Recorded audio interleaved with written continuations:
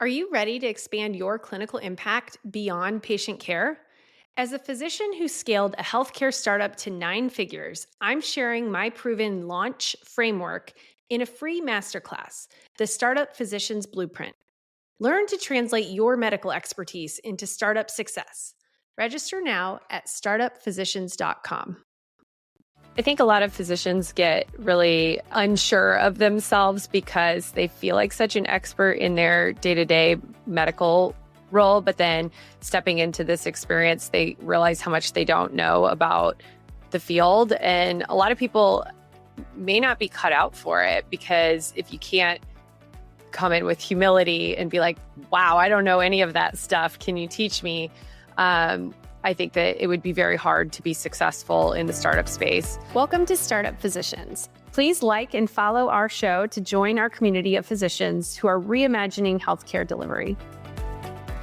Hi, everyone. Welcome back to the Startup Physicians podcast. This is your host, Dr. Allison Kerfin, and I'm excited to have Dr. Janene Fuerch with me today.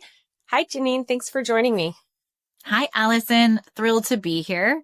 It's always a good opportunity when two physicians can sit down and chat, right?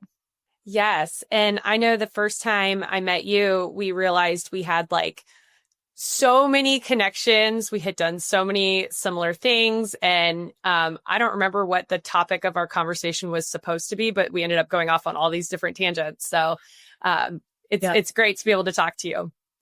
I think it might have been pediatric digital health, but I'm not sure we spent a lot of time talking about that.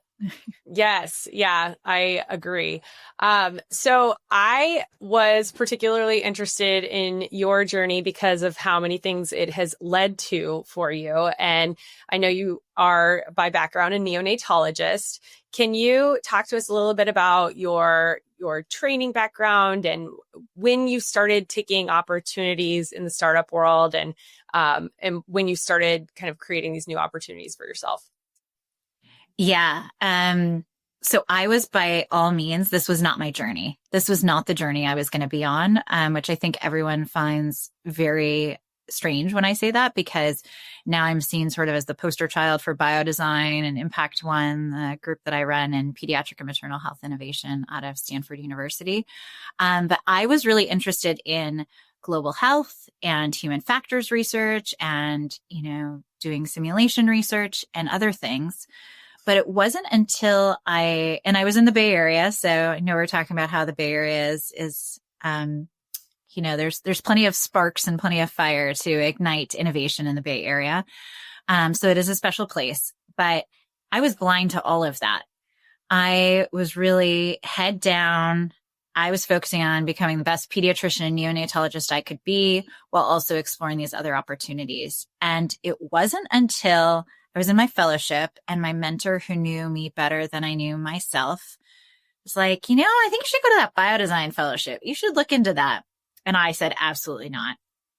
That is not me. I am not an engineer. I have no idea what you're talking about. And that was at the Stanford Design School? So there's Stanford Design School, or the D School, and then there's Stanford Biodesign, which is closely linked but separate in the sense that biodesign was started by Dr. Paul Yock and Dr. Josh Mackauer, interventional cardiologist and both also a physician, but a serial entrepreneur, respectively. And that was about 25 years ago. And so that is specifically on health tech innovation and using a repeatable process that's been expanded around the world to over 10,000 different graduates from programs all around the world. But it really started at Stanford. So that is the flagship. And we take 12 fellows a year, and they go through this process. And that was a process I ended up going through, but it wasn't because I thought that this was the place I should be. It was because when I was doing research, I realized that I was developing a medical device, which I didn't know I was doing. And I did my clinical research. I came up with a design that worked and I knew it could help patients. And then I got the data and I was writing the paper and I was like, look, this can help patients. What do I do next? And everyone said, just publish the paper and move on to the next thing. And I just found it so deeply unsatisfying. And I think it was that sparked me and said, okay, I got to do something with this, because no one is going to read a random neonatology journal and use and build the device that I came up with to help my patients. And no one was doing that. So I figured it had to be me. So tell me about the Biodesign Fellowship. Oh my goodness. So biodesign has been extended all around the world. So it depends on which one you're talking about. But the Stanford Masalem Center for Biodesign at Stanford University has been around for about 25 years by now, founded by Josh Mackauer and Dr. Paul Yock. It's an amazing place that truly inspires innovation. We have the best alumni group because nobody really goes very far from biodesign after they complete the fellowship. So the Innovation Fellowship, there's lots of different programs and things, but the true Innovation Fellowship recruits the best and brightest from around the world into 12 fellowship spots a year. And that is a full-time program for 10 and a half months where they go through the entire innovation process. They do clinical immersion. They find a whole bunch of unmet clinical needs, usually around 100 or more. They come up with need statements. They narrow those down. They end up inventing something around that. But before that, we actually don't talk about solutions at all. So we're really based in the need, which I think is what is most attractive to me. So we truly understand a need from all aspects of healthcare, whether that's not just a physician's perspective, but also insurance companies and, patients, providers, the nursing at the bedside, billing, etc. And then bring it forward towards an implementation standpoint where we think about business models, learn about intellectual property, reimbursement, regulatory, clinical, technical, feasibility, etc., and what it really takes to create a technology that actually makes it to patient bedsides. So these are, wow. It's really fun. And I get to run that fellowship now after I did it from 2016 to 2017 with wonderful assistant directors. So that's fun. Awesome. So where were you in your training? Like, did you finish neonatology training yet? Or was it after your medical fellowship? People do it all different times, usually definitely after medical school and during some form of residency or fellowship training. But I actually did it when I was done. So because there wasn't enough fellows at the time to be able to take myself out of clinical practice, that would have created a huge burden for the people that I was in fellowship with. I decided to wait until afterwards. And so the year after I graduated, I took the whole year and I just truly learned a repeatable process around innovation and then started a company out of that and definitely got the bug and have never looked back from that standpoint. Very cool. And what sorts of things have you done since then? I feel like I can't even categorize all the different things that you told me about that you've worked on. A lot of really fun stuff. Honestly, I just keep following the energy and where the problems are and figure out how to solve them. So right after the fellowship, I started with my co-founder, Amanda French, Emmy, which was a birth control pill startup where we actually helped people stay on their birth control pills and adhere to them better to prevent unplanned pregnancies because they're only 91% effective unless you use them right. And then they're 99% effective. We were very worried about reproductive choice and things like that in 2016, 2017, as I remain concerned. But it was a hardware software solution that then allowed women to adhere to their birth control better, which was a problem that we had and one that echoed across many women around the world. So we did that one. I've done umbilical catheter securement devices more in the neonatal space. And now I do a bunch of different things, whether it's starting our own companies, which I tend to incubate within Stanford first. So I have a bunch of different fellows who are amazing, and they're not physician fellows all the time, although some are. A lot are fellows that have already gone through the Biodesign Fellowship, and then they're staying on for an extra year. Most of them have PhDs or MDs and are truly just interested in changing the world, but specifically in the pediatric or maternal or fetal space.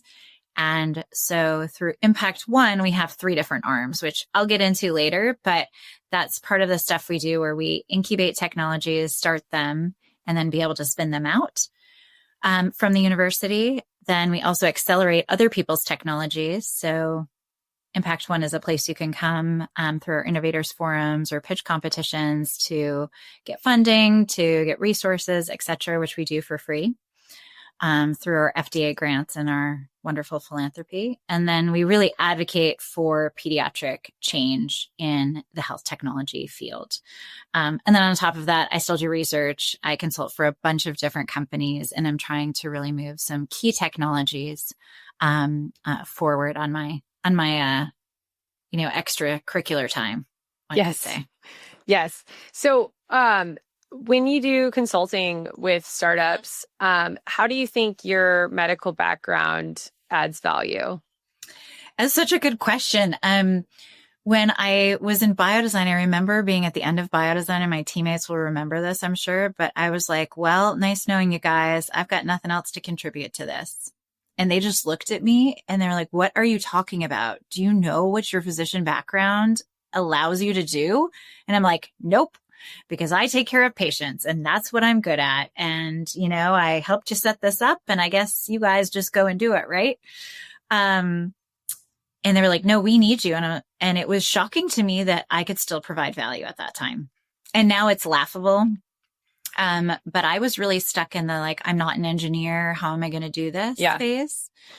Which, I think physicians frequently forget that it took a lot to get us where we are. And we learned a lot of skills along the way, and we learned how to stay up late and work hard and have grit and tenacity. And a lot of the things that you need as an entrepreneur or an innovator, still play out. And we learned how to work on teams. We learned all of those things. Right.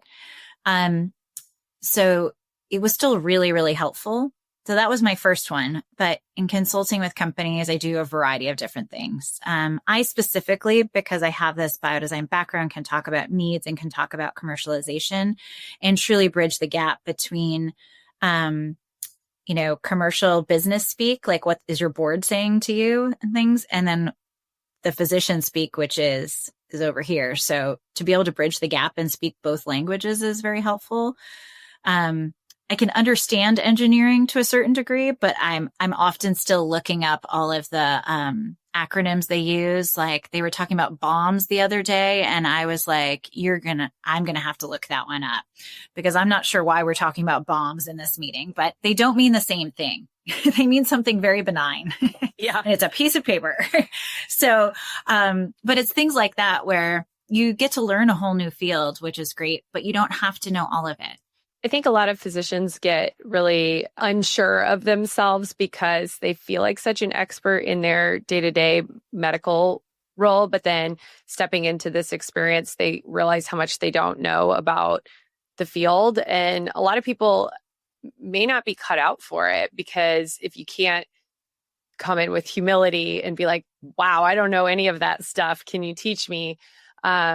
I think that it would be very hard to be successful in the startup space if you're coming in and just being like, I am an expert. It's like this balance. Like you have to recognize that you don't understand the startup world or development teams or, like you said, board speak, and you got to learn those things. But at the same time, not undervaluing your medical skills and training and all the value that brings. I couldn't agree with you more. It's fascinating to see people come in for the first time and what they balance. Even if you go and you talk to physicians about like what they really need, like, what do you really need? Like, what's the thing that could, change your practice? They often come up with stuff that is much smaller than these companies are thinking about. Because we're thinking about the next great thing or like the next thing that we need to make the next thing happen. We're not always thinking about what do we need, but then also could be a viable business that could actually get to patients that you can build a business around. So need to think about those things too. And you don't have to speak all the languages, but I do find that being humble is certainly one of them, and knowing that you don't know everything, and you're always learning. The other one is that it's a team sport.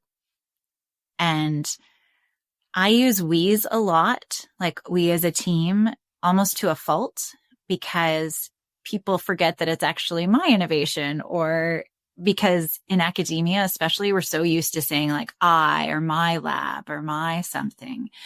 And truly it's a team sport. You can't do it by yourself, and you can't have all the skills to complete what needs to be done. So that's a mind shift that physicians need to. Yeah. Yeah. And I think sometimes they think that they need like an extra degree or training or something to be able to get started. One of the things I really try to teach doctors is how to position themselves and how to take their own background and create a narrative, because your career is a story, and you should be able to concisely explain who you are and what you do and what drives you and what sorts of things you want to contribute to. And I find that's something that a lot of doctors haven't really thought about. Yeah. And you're making me think about it right now, that I could be way more concise and do that too, right? We've never had to. It's like, well, I'm Janene Fuerch. I am an academic neonatologist. I could stop there, right? Or I could keep going, right? Also an entrepreneur, innovator, blah, blah, blah. But we've never had to, because people just know who we are. So it is a skill you have to learn too. But I think there's a lot of people out there that are hungry to learn it. There's a lot of people, like, inherently as physicians, we are problem solvers, and we don't like seeing problems that we can't solve. So entrepreneurship, innovation, all of those things really, really, How have you felt about the impacts you're able to make through all of these different initiatives? Because it started with you had a project and then did the Biodesign Fellowship, and then now you're running the Biodesign Fellowship, and you have Impact One, and you have your hand in all these different companies. How does that make you think about your impact on healthcare as a whole compared to alternative career pathway where you were primarily academic researcher? This is something I thought about very deeply before I went into biodesign as well, because I realized I'm still a practicing neonatologist. So let's put it there. I still run the ECMO program at Stanford, neonatology, but I love taking care of patients and their families so much. And the deep, intense impact you have at the worst moments of their life are the most moving, inspiring, and incredible humane experiences that you will ever have. And we are incredibly lucky and privileged as physicians to even be a part of that. And that part I can't give up. And that is inspiring. But recognizing that I could help a lot more people and a lot more children around the world was also driving. So then I wanted to teach, right? Then I wanted to teach everybody else to learn the tricks that I learned. And I still do that. But then that still wasn't enough, because it was rinsing and repeating, and it wasn't enough of an impact for me. And so biodesign and innovation actually gives me that impact. I can really be involved in multiple different companies, in multiple different startups, in multiple different initiatives to move things forward and give the highest, I'm going to say it's like, give like the most important nuggets, but I don't have to be fully immersed in that. I can help. Right. You're not one of the forward. founders. Yeah. But you're an advisor. I mean, and sometimes I am the founder, but I don't have to always do that. And I can sprinkle myself here and there to really move things forward. And instead of just moving care for one patient or a set of patients, I can try to move an entire field, which is deeply inspiring and can cross boundaries around the world. So that's really exciting to me. I share your love of clinical medicine. I too still practice as a pediatric ER doctor, and I think it's so meaningful to be able to have the honor to take care of patients and take care of people's kids. And it's something that I trained for a really, really long time to know how to do. And I am like you. I want to keep practicing medicine, but I think of that as very much like a one-to-one impact at a given time. So every patient and family that I see, I am impacting that child and that family. But through working with startups, there's the opportunity to have this one-to-many impact where you put this thing out into the world, and as it starts going and growing, it can actually affect way more patients than you ever could in your clinical career. Yeah. And I want something that lives on beyond me. I mean, I'm not old enough to be thinking about retiring right now, nor am I anywhere close to it, but I want something that lives on. I want a legacy that is not just what I can do on a daily basis and that relies entirely on me, but can be something to leave behind and move a field forward and truly inspire those around the world to keep following in those footsteps too.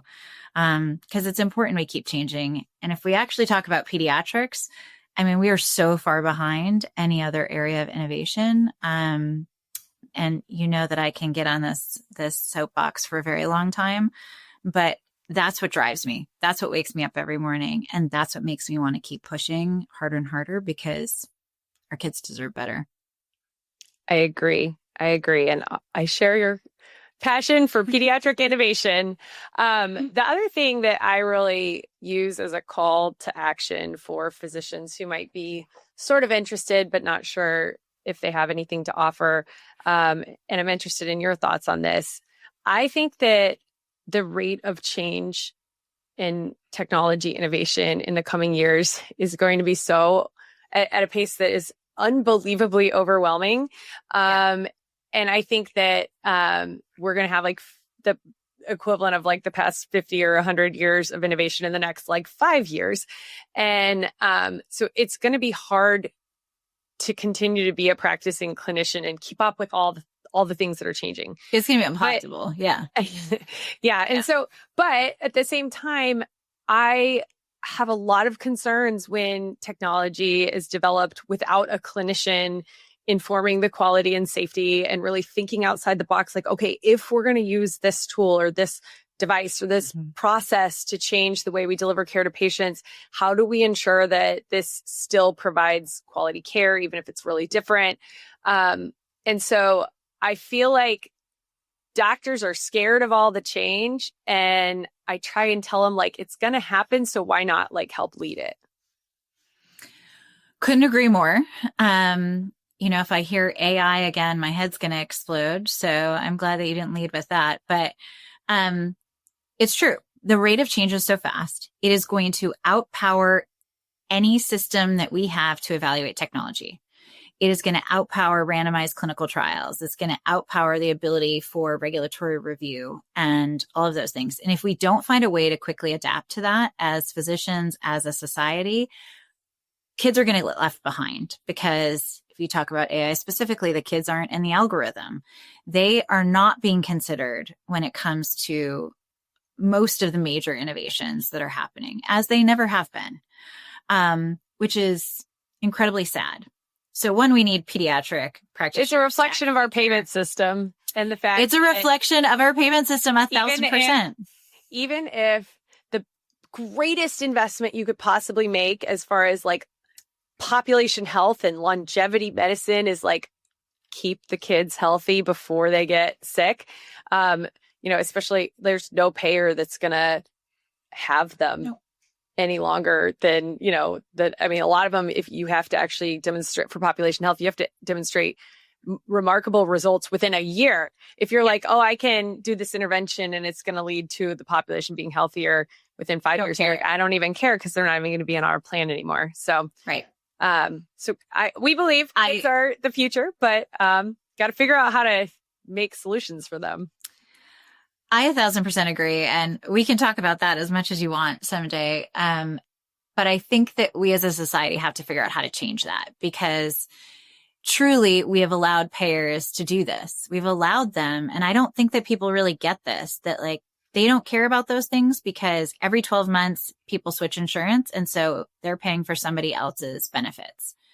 But eventually those people cycle around. So at some point we should be able to figure this out. And I know 50% of kids are on Medicaid, et cetera, et cetera. And that is a whole nother battle that is on a state and county basis as opposed to one federal payer, which would be nice to resolve. And you are certainly a leader in that area. So that's probably not something we're going to be able to solve right now, but is, I think, one of the hottest topics and the hottest areas that need to be solved to allow pediatric innovation to move forward. Absolutely. And I think that, what are your thoughts on doctors getting involved in tech development and tech innovation and how we implement these things in healthcare? Because a lot of people have fear. They're like, I don't want these things. Like they're going to be bad. Like they're going to replace me, or they're going to, lead to poor quality outcomes. What would you say to people like that? Well, I would say a lot of things. One, you don't want technology companies running amok with technology that doesn't solve the problems that we need as physicians or without us. So honestly, I think we're at the stage where you can get on board and you can go join them and help them do the right thing, or you can be the recipient of whatever they do, because that's where we're at right now. I think, reflecting on how I was trained was to never be conflicted. Like that as an academic, Right. is the worst thing you can do is be conflicted. Have a conflict. Any conflicts. Yeah. And I just decided one day that I was just going to, burn that page in the book. And I say I am incredibly conflicted and I embrace it because my voice is being heard by all those companies to do what's best for those patients, because I know what those patients need and they don't. And I can provide that safety. I can provide that extra level of protection. But if we're not there, then our voice isn't being heard. And I talk to a lot of physicians and just like completely blow their mind when I tell them that whatever their field is or whatever a problem or a condition is that they treat, there is probably someone out there building a company for that problem with no clinicians. Like no clinicians. No clinicians. Like their daughter had diabetes and they know how to code and they're like, you know what? This was a bad experience. I'm going to make something new that's better. I mean, and ultimately, like good founders will look for the right advisors to help bring that input in. But people are shocked when I tell them, like, people are building healthcare companies without clinicians. But so, they, and those well-meaning people are also spending a lot of time and money and effort in areas where they could make that a lot more streamlined. So if any of those individuals are listening, grab a physician who's done this before, that gets it, and also who deeply understands that space, because a physician can put you in the right direction or the totally wrong direction as well. Right. So, and that's one of the things that I really try and train physicians on is how to function in the startup space. I think that you have to think differently. You have to bring all your medical expertise, but you also have to be, understand design thinking and the life cycle of startups and what are what's the MVP or the minimum viable product. And so I think that those are skills that physicians can definitely grow and learn, but it's not something that comes naturally to us from our medical training. No, well, it's not training that we have, right? We're not even really trained to be teachers. Like teachers are trained to be teachers. I come from a family of teachers and they're all very much taught how to instruct. And we're just like, go teach someone something. See one, do one, teach one. Like, who knows, right? We're not really taught how to do a lot of things. So we think we can just pick it up. Most of the times we can pick it up. Do you really need an MBA to learn how to do business? No. Will you have the business contacts that other people who went to Harvard Business School have? No. But do you need it? I know you asked that before, and I don't always think you need that extra degree, but sometimes you need additional skills or experiences. Yeah. Yeah. And I think there's definitely ways to get that experience. And once you've done your first advisory role or worked with your first company, then all of a sudden, okay, you're experienced. You get now what's the next thing? You learn from that. What did I contribute that was valuable? What did I like working on?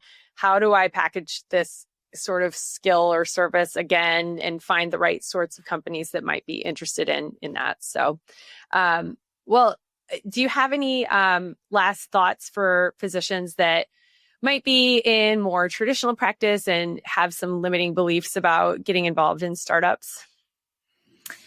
Yes. So your voice is definitely needed. You can find time because you found time to do a whole lot of things in your life. But you also need to carve it out. And I always say, like, physicians know that they can do anything because we've been there, we've done it. But you can't do everything at the same time. So if you can start to carve out a little bit of time to really put thought into where you want to go and where you want to direct your career, any one of us can do it. No matter how early or experienced you are in your career. So don't let that limit you. You have lots of good advice to give in a variety of different ways. And you can have some missteps in there too and keep going. So it doesn't have to be the right thing. Don't wait for the right thing to happen because that will not happen. You can build up your resume over time, just like you did as a physician. Awesome. Well, I really appreciate you coming and sharing your expertise in all the different things that you've been involved with. For those of you that are interested in connecting with Janene, we will put her LinkedIn in the show notes. But I just want to thank all of you for listening and would love to have you, follow the podcast and share it with someone that you think would like to hear it too. So until next time, thanks. Thank you for listening to Startup Physicians. Don't forget to like, follow, and share.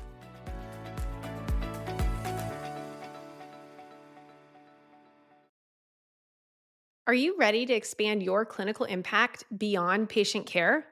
As a physician who scaled a healthcare startup to 9 figures, I'm sharing my proven launch framework in a free masterclass, the Startup Physician's Blueprint. Learn to translate your medical expertise into startup success. Register now at startupphysicians.com.